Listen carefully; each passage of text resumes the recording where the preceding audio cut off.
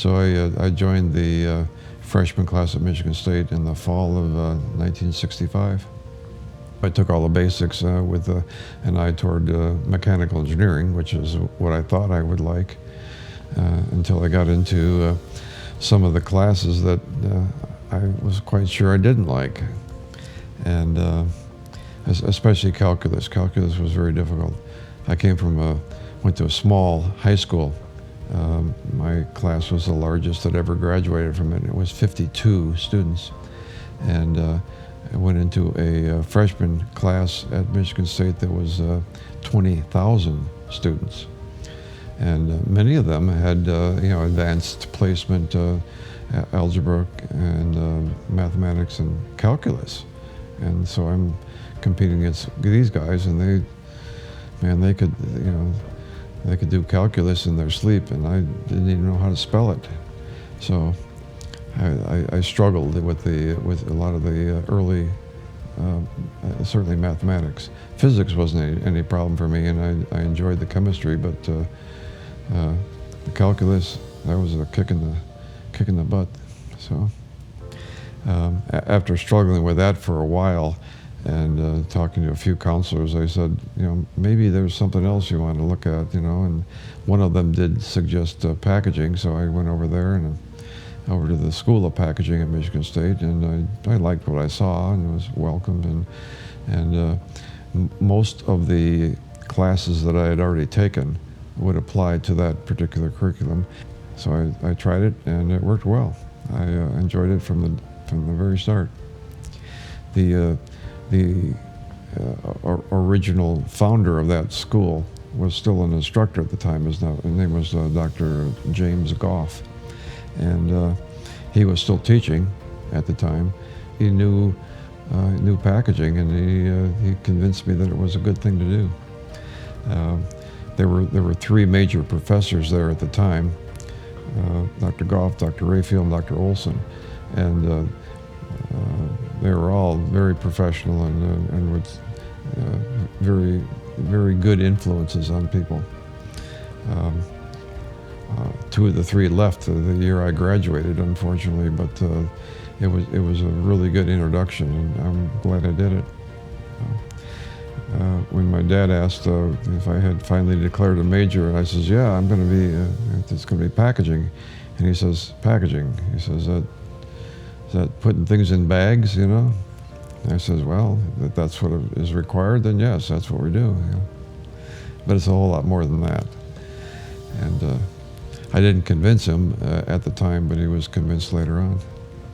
The shock and vibration was the thing that struck my fancy, and I'm not sure why, but it had all the mechanical goodies that seemed to work. And at the time, the School of Packaging had gotten a shock machine from a company called MRL, or Monterey Research Labs, and they were doing what's referred to as the prove-out of the damage boundary theory, which had just been proposed by one Dr. Robert Newton at the Naval Postgraduate School.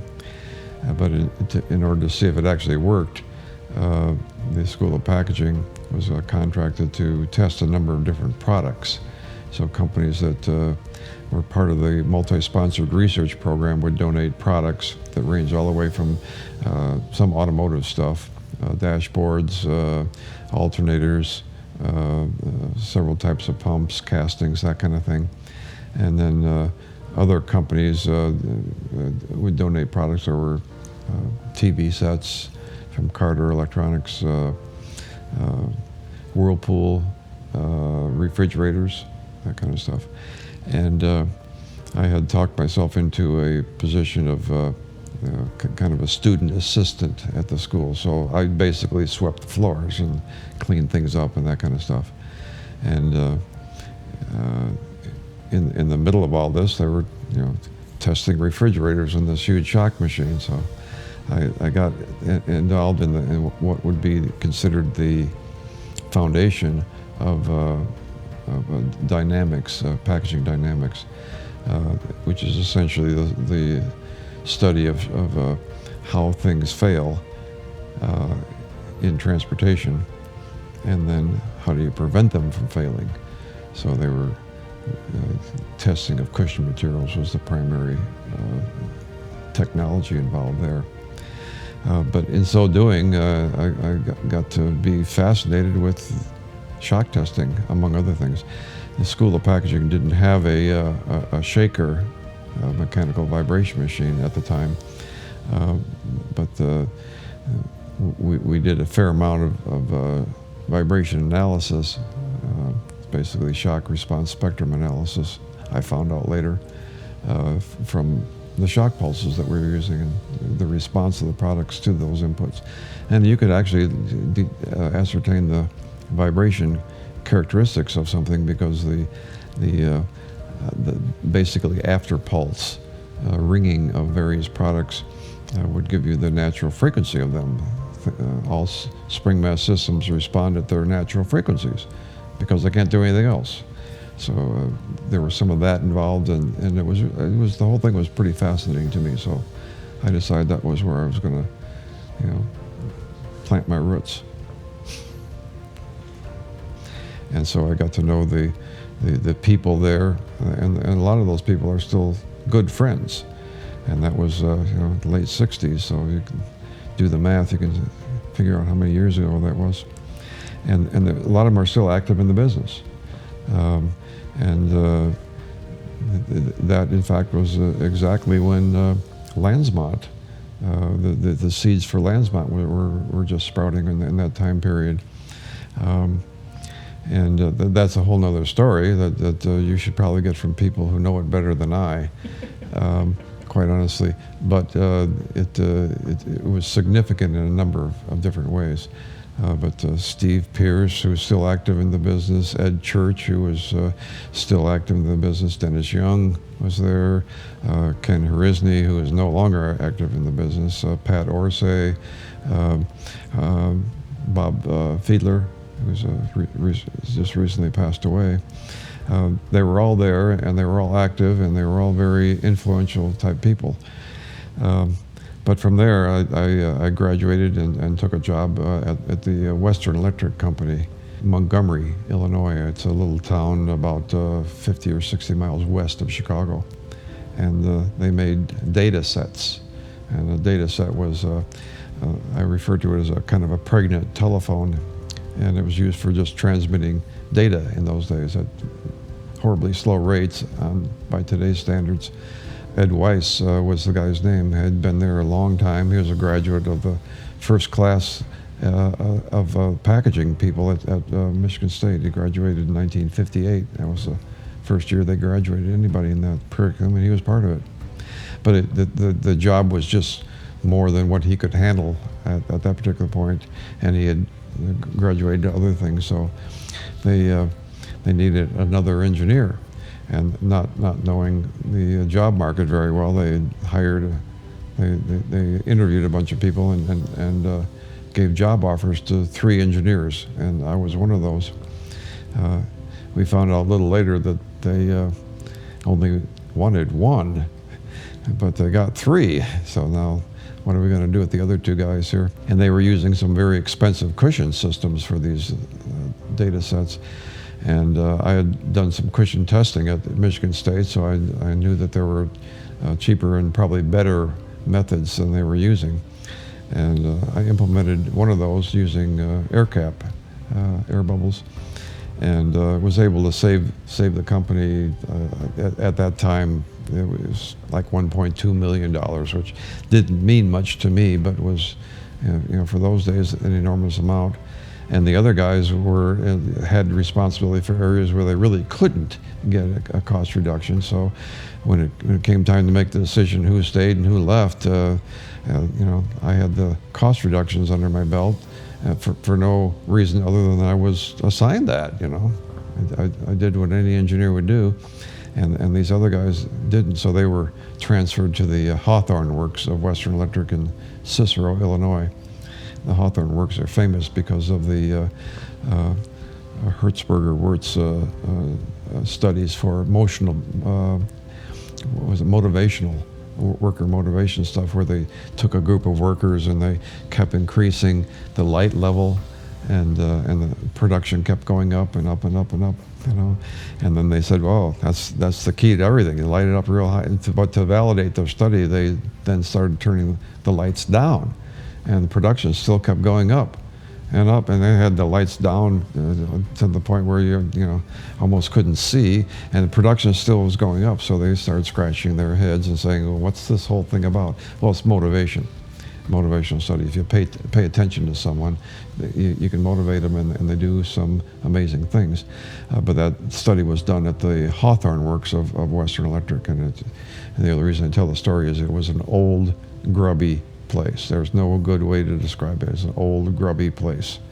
And so my two buddies got shipped there, and I stayed at the facility in Montgomery, which is, it wasn't a new place, but it was relatively small. It was on the right on a river in Aurora, Illinois, and it was a pleasant environment. It really was. So I was very happy. After that, the data set business was going down, and they were the Western Electric Company and the Bell system was just introducing an electronic switch. Up to that time, every switch that switched your phone to someone else's phone went through an office that had mechanical switches, and they were a variety of different things, but they were all based on the fact that you'd turn a dial, and on the way back it would make and break so many times an electrical circuit, and that translated into a number. Well, they were just starting into the electronic switch. Okay, electronic switches were the coming thing, and this was in the early 70s, 72, 70, 73, I think it was. And they needed somebody to do that, and the data set business was declining at the time, so they didn't need a full-time packaging engineer. So I got elected to go to the electronic division, which is another 20 miles east. So okay, I went there, and it was an amazing opportunity. My boss said in 2 years we're going to be shipping the 1A processor and the number 4 ESS, and combined they have a value of $70 million in 1976 dollars. What do you need to make sure it gets there in good shape, type of thing. I said, a miracle. No, as I said, I need a shock machine. Number one, I have to know how fragile this stuff is. So I got, he says, okay. He says, how much are they? I said, I don't know, I'll find out. And I did. They were $26,000 for a shock machine. And so, okay, I had my time with certainly Dennis Young. And so I called Dennis and I said, I'm going to buy a shock machine. Who should I buy? And of course, there was no question about that. He says, you got to get a Lansmont. Gotta. Okay. So it turns out that Dennis was working for Lansmont at the time, and they were building a shock machine for the Lansmont laboratory that was in Lansing, Michigan, East Lansing. And so that was the incentive. They got a paying customer in line, so they could actually build 2 machines economically, and one of them went to the laboratory in East Lansing, and the other went to me at the Western Electric facility in Lisle, Illinois. And I used it. I used it effectively. I learned how to do it. I didn't have anybody beside me saying you do this and do that and do that. I had to figure out, okay, what's this knob here, and what does the drop height do to the pulse, and how do you read it, and all that. You had to figure out the whole thing. And so I did, and kind of enjoyed it. And we were able to ship this new system, and a system and the Bell system verbiage was frames, and frames are 6 foot 6 inches high, and they range from 2.2, 3.3, 4.4 to 6.6 wide, depending on what they're hanging on the frames. And so it was all these rack-mounted units, and some of them were quite fragile. And some, of course, you could hammer away and you wouldn't affect them. But I determined from that process exactly what the shock characteristics had to be. And by the time I started considering vibration, the budget guys had gotten to us, and so I couldn't get a shaker. But it turns out that the Bell Labs facility, which was almost across the road, did have a shaker because they have unlimited budgets, or seemingly so, and so they had a hydraulic shaker. I was able to use that to determine the vibration characteristics of these things, which were essentially a whole lot more challenge from an engineering standpoint than the shock. A big crated frame that starts at maybe 1,200 pounds and goes up from there doesn't get subjected to a lot of shock. It's kind of hard for the UPS gorilla to lift it up and toss it, but it gets lots of vibration because it's very closely coupled to the vehicle on which it's being shipped. So vibration sensitivity wound up being a much bigger issue, and there were indeed some vibration issues that scared me. We know the frequency range of typical inputs from truck, and those should be avoided, obviously. But all of a sudden, we found that some of these big frames had components that had to stay where they were, and they had natural frequencies right in the area where they have the highest input from a truck. You didn't want your product to be anywhere in that range because it's going to get shaken apart. And if you tried to cushion it or isolate it with cushions, unless you were really careful about it, you could make things worse. The package could actually destroy the product. So that was the big challenge. But the net result was I was able to get with some crate designers, and they did a marvelous job. They did most of the work for me, in fact, and we created a not only a really good cushion system, but before its time, we actually were ecologically minded and made the crate reusable, returnable, reusable. So that instead of nailing it together, we had what's called captured T-nuts. So you just had 3/8-16 bolts. You put in there and tighten them up, and you never had to worry about a nut on the other end because it's in there and no one's going to bother it. It worked very well, at least from a theoretical standpoint.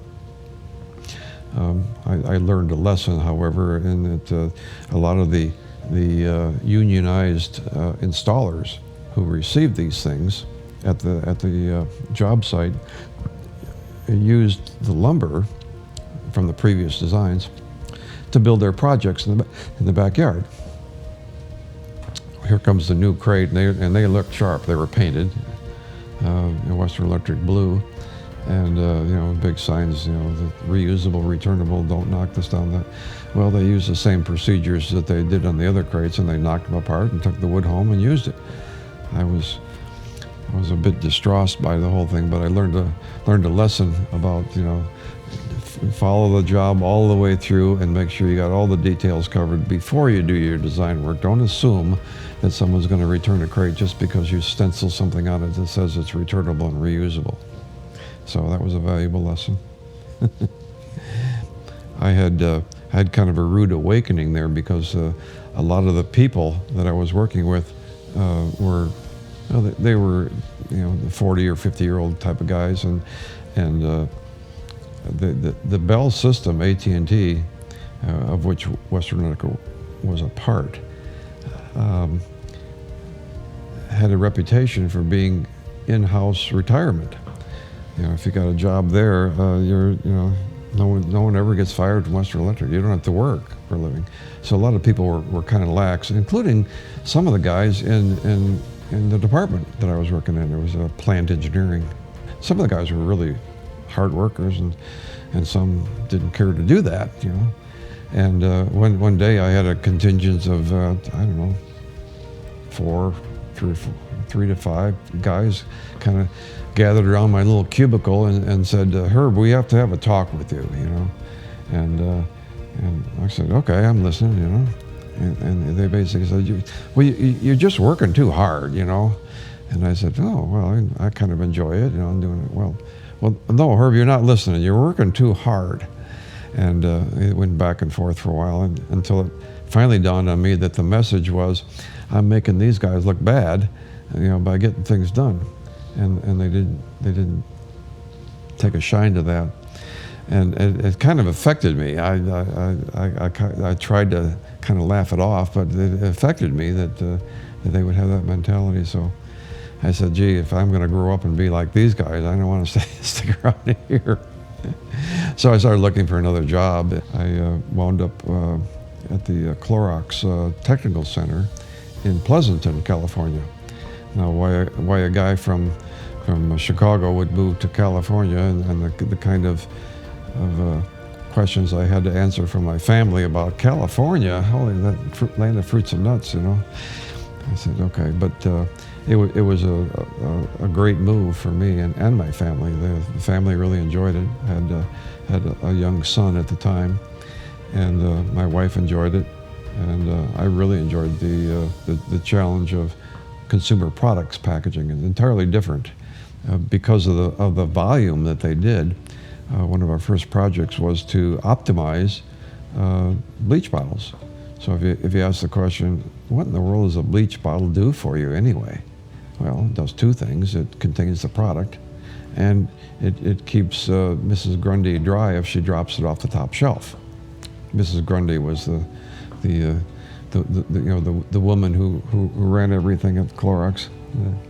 So at any rate, we said, okay, so the thing has to contain a gallon of bleach, and it has to be impact resistant. So how do we do that?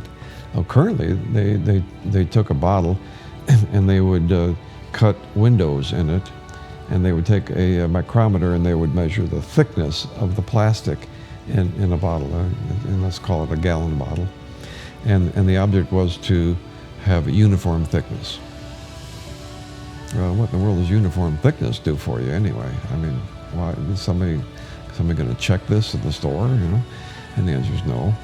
So we started saying, let's figure out how we can maximize the dynamic response of the bottle. It may not be uniform thickness, and in fact it wasn't. So we created this fixture, and that was probably the biggest part of the whole thing, that would hold on to a gallon bleach bottle as we simulated an impact on the shock machine. And it actually was an impact, but it just was a slightly different form. And so we were able to measure how a warm solution, and the manufacture of bleach is exothermic, so it always comes out at 94, 95 degrees Fahrenheit. So we put that kind of water in there, and it would measure the amount of bulge on the bottle.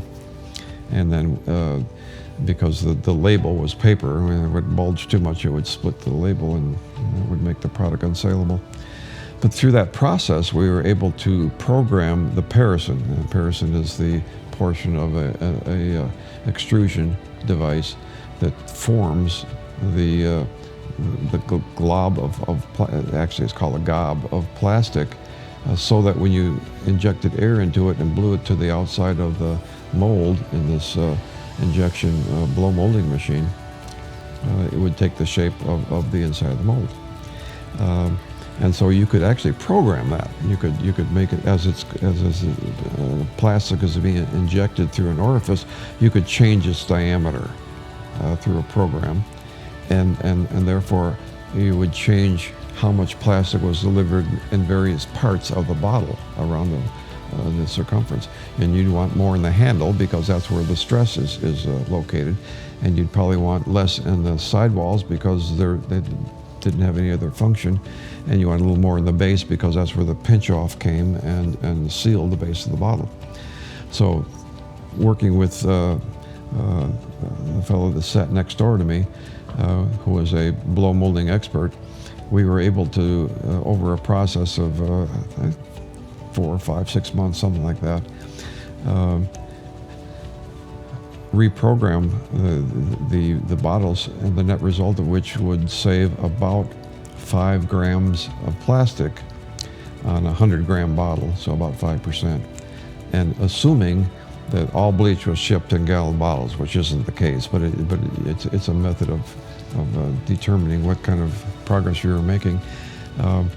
We were able to save $3 million in plastics, and that was in 1977, 78 timeframe. Well, $3 million gets people's attention, and so we were able to do a fair amount with that, and continued to incorporate dynamic testing into a lot of different products. One of the biggest problems with consumer products is scuffing of the label, and it can get severe enough so that you obscure it and it looks bad, but you can actually take off safety information, which means it's not only looks bad, but it's an unsafe product. So you don't want that to happen.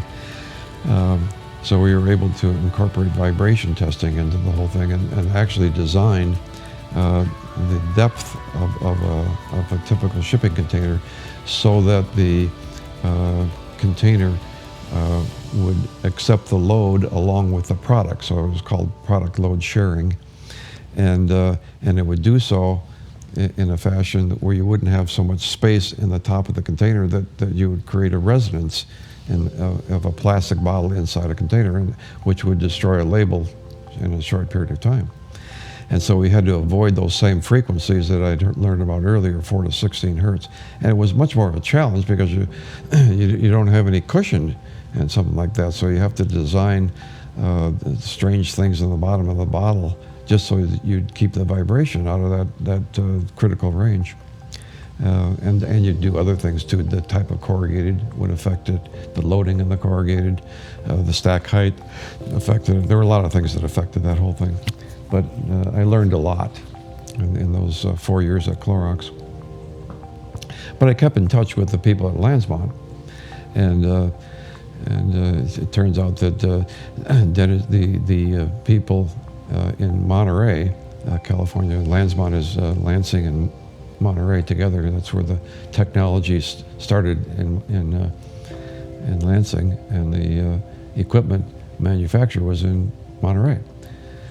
So Dennis Young was running the laboratory in Lansing, but the powers that be, Frank Brask, the president of the company, decided it would be better to move the lab to California.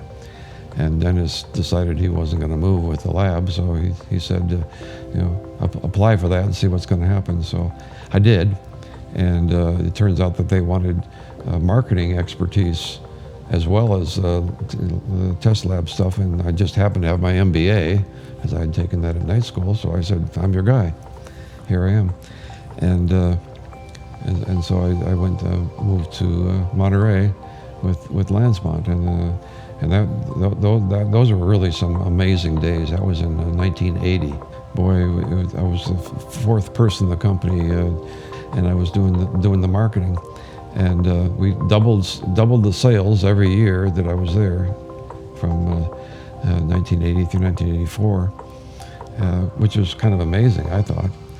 I ran the trade shows and did the marketing through the seminars and ran the test laboratory.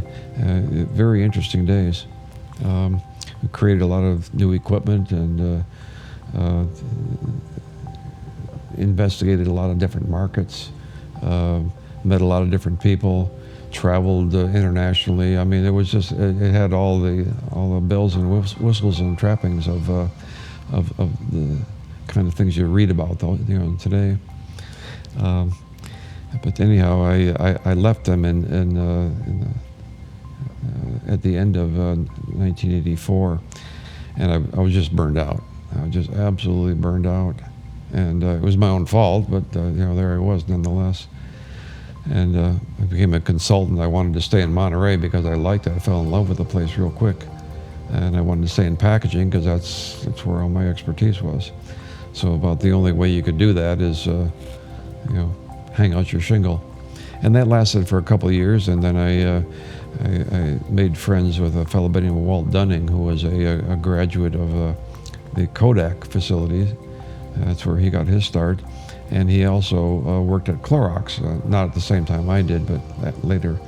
and he had left there, and he was a consultant as well. And so we got together one afternoon in Pacific Grove at Lovers Park, and on the back of an envelope, quite honestly, we made the plans to form WESTPAK, and that was in I think May of 1986, and by August we had all the paperwork done and were incorporated, and we moved into a little facility a couple of blocks away from where we're sitting right now in San Jose. It seemed to be a good place, and it was. It was a 1,700 square foot garage, is essentially what it was. But we made a name for ourselves. My partner at the time, Walter Dunning, had an idea that we should be kind of an association where independent contractors would come to kind of share their woes, but they wouldn't be incorporated into the same body. Everyone would be independent, and it would limit our liability and things like that. I had more of a concept that of an outfit that would it may or may not be incorporated, but it would solve problems by means of testing. Not just shock and vibration, but almost any kind of testing, tensile, humidity, compression, torsion, shear, whatever kind of force you could generate in order to determine the mechanical properties of a product, and then the best way to protect it or to keep it from injury or whatever type of thing was involved. At that particular time, disk drives were the rage for storing information, electronic information, but they had this terrible characteristic of falling apart if you stared at them the wrong way or sneezed on them. But they were very fragile. We did a lot of work testing disk drives, testing their fragility, designing packages for them, both single packs and multi-packs and component packs and everything else, and kept ourselves very busy doing that kind of stuff. My partner, Walt, left 2 years later because his mother-in-law passed away and left him a ton of money, and he said he did what I would have done. He said, "See you later, I'm going to the mountains," and he did. So it was just herb in the walls there for a while, but the market was very ripe at the time, and it grew quickly. Hired some interesting people that were dedicated, and I'm very thankful for that. We just kept on growing. And we worked our tails off doing that. A lot of interns from a lot of San Jose State, other places, and some came back and actually worked full time for me. And by the mid 1992, 93 time frame, we just needed more space. So we moved to a newer facility. I hired my son and a bunch of his classmates to move the place. And they still talk about that, how hard they worked for Mr. Schueneman, for 2 or 3 days. I mean, they were well compensated, but boy, I tell you, everyone went home very tired. But we moved the whole place in a couple of days, and it was a major transformation, but it worked. And so the newer facility grew from 2,500 to 5,000 to 7,500 and eventually to 12,000 square feet. And we kept building both our expertise and our marketing in that areas, teaching seminars and bringing in new clients and things like that. And eventually we grew that facility, grew out of that and had about 22 people working for the company then. In the late 90s. And in 2000, we said, we got to find someplace else. And I was driving by the facility we're in now, and it's space available. So I came and looked, and I knew right away that's where I wanted to be. And it took about 9 months, but we eventually moved in here. And then this time we had the resources to do it a little more organized. So we actually dug pits for our vibration machines, because that was always my goal. I wanted to have shakers in pits so they didn't have the table way up here. I could have it at a convenient level. And the original place was 20,000 square feet. And by that time, we had actually also started a facility in San Diego. I had a real key employee who's basically came to me one day and said, I really like working for you, Herb, but my wife wants to move to San Diego, so I can work for you there, or I'm going to have to, say goodbye. And so I said, well, let's go see if there's a market there, shall we? And so, okay. So we did. We went down to San Diego and did a market research down there. And by George, the cellular telephone business was centered around there, and medical devices were a big ticket item as well. And so we said, well, let's give this a try. So we started in a small rented facility, and my daughter Nora, who was working here, actually went to that facility and agreed to stay for a year. I kept her there for a year and a half, and she never let me forget it. But at any rate, it grew very rapidly, and they continued to grow as we moved into this facility in San Jose, and eventually, within 6 or 7 years, the 20,000 square feet wasn't enough, so we started looking at other places, and it turns out that the building that we were in was actually 40,000 square feet, and the tenant that was in the other 20,000 said he was leaving, so I said, tell you what, we'll make you a deal. You won't refuse, that type of thing. And so we moved here, and have been in this 40,000 square foot facility since 2007, I think it was. And it's been very successful. The company, together with the San Diego facility and this San Jose facility, it's in the neighborhood of about 75,000 square feet, and we employ, at last count, something in the neighborhood of 90 people. I think that's the right number. And I retired then in 2017, but before doing that, I tried to think of a good way to keep this place going. And that's always a problem with a sole proprietor type of business.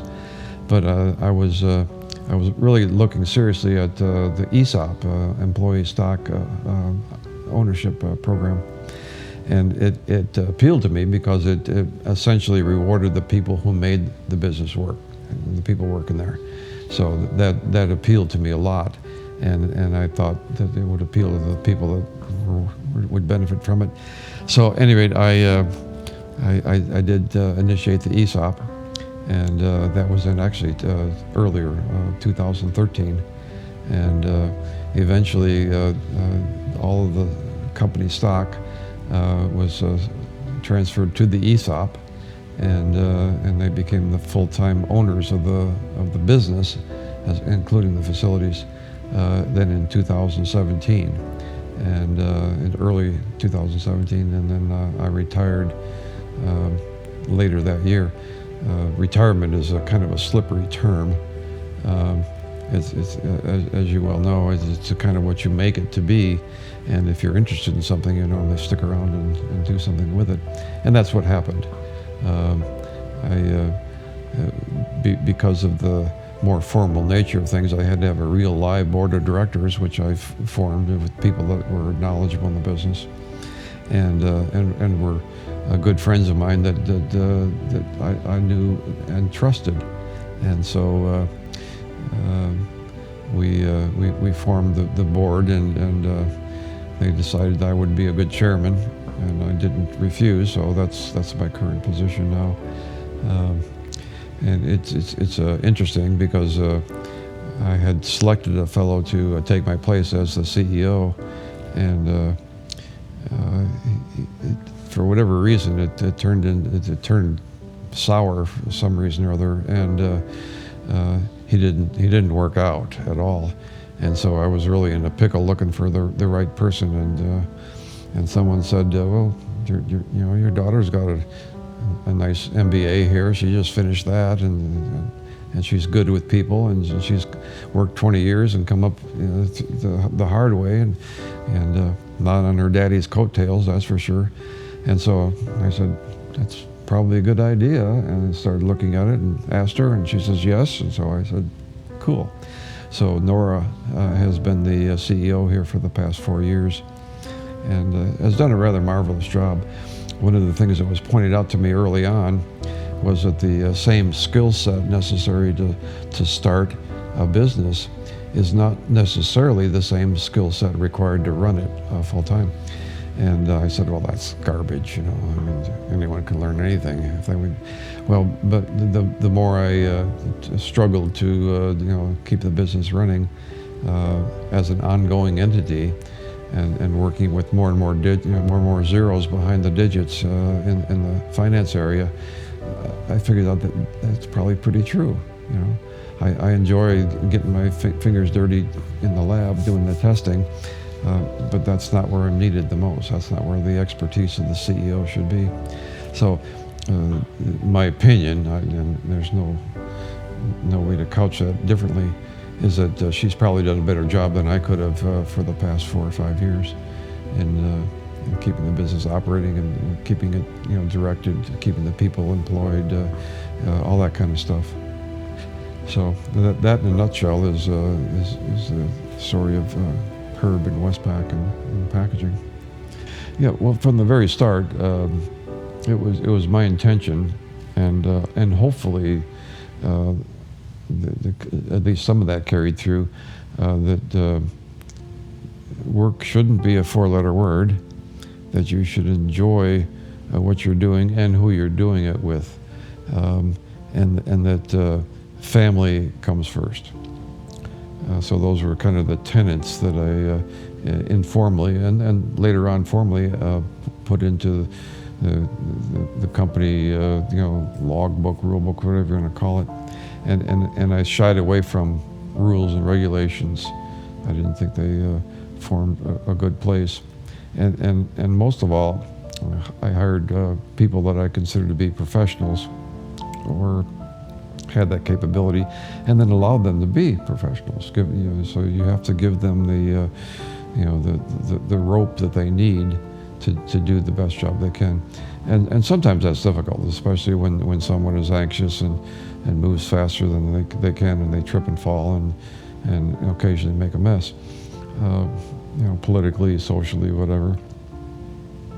But if you do that and you say, not a problem, because the next time you do it, it's going to be better. And the next time it's going to be better, and keep focusing on the development of people, eventually it pays off. And it really doesn't take that long. People appreciate it if you recognize them for a job well done, and then you give them the ability to do the best job they can, and they'll respond. People respond with that, and so for the most part, and there always are exceptions, but for the most part, people who came here recognize that. We're thankful for it, and we're generally hardworking, and I knew them and they knew me, type of thing, and the door was always open. In fact, I made a point of taking the doorknob off my doors just to prove the point. That didn't last too long, but there was a time when I actually did that. And then I made sure that no one worked harder than I did. That was kind of hard to do because I was working 2 jobs most of the time. But in general, if you treat people the way you wanted to be treated, they will respond and positively. And I'm a firm believer in that. I think that WESTPAK is a living proof of that. And quite honestly, I'm proud of that. It works well. We've had a lot of people that have gone through here and have passed through. When we started the ESOP program, the vesting, which is normally the time period necessary to build up to the max, was 0. It was you sign the dotted line, you're vested, type of thing. Well, I found out later that was probably a dumb thing to do. But my purpose was simply to make sure that people understood that I treated them as well as I possibly could. And that followed through into the benefits. I remember passing out my very first bonus to employees. It was in 1991. There were 7 employees, and I was real proud of the fact that I could hand out. I think the bonuses were up to like $5,000, and depending, I forget the criteria used, but I was pretty amazed, and I wasn't making that much money at the time.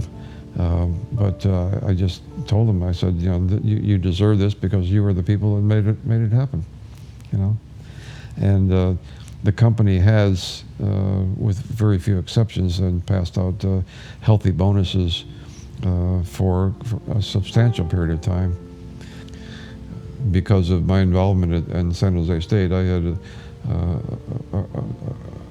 ongoing view of students coming through there, and they are always interested in internships because they were, students don't live a financially healthy life most of the time, and so they were able to get a job that could work around their school schedule, give them the money that they needed, and in an environment that they enjoyed. And then we found that they also created a nice pool of potential full-time employees. And at one time, we actually hired 7 or 8 from the same class. And for the most part, excellent employees. Within a year or two, they have the capabilities to do a lot of the things that bigger companies are looking for in their employees. They could communicate very well because they have to do that. And we taught them the rights and wrongs of that kind of whole process. They could write reports. They could normally analyze a problem and figure out what to do about it. They could certainly run tests and analyze other tests that have been run elsewhere. So they had a lot of those kind of skills. Well, those are very valuable, and so they would fly over these guys and put another $10,000 or $20,000 on their offer, and away they'd go. So we, as a matter of survival, we had to have the capability of filling in those positions, and so that's why we kept the internship program running. And it also brings in a focus of ongoing training, and you can't expect everyone to be all things to everybody quickly. So the ongoing ability to teach them new skills, expanded skills in certain areas, that kind of stuff is important. So we've also invested in that as well.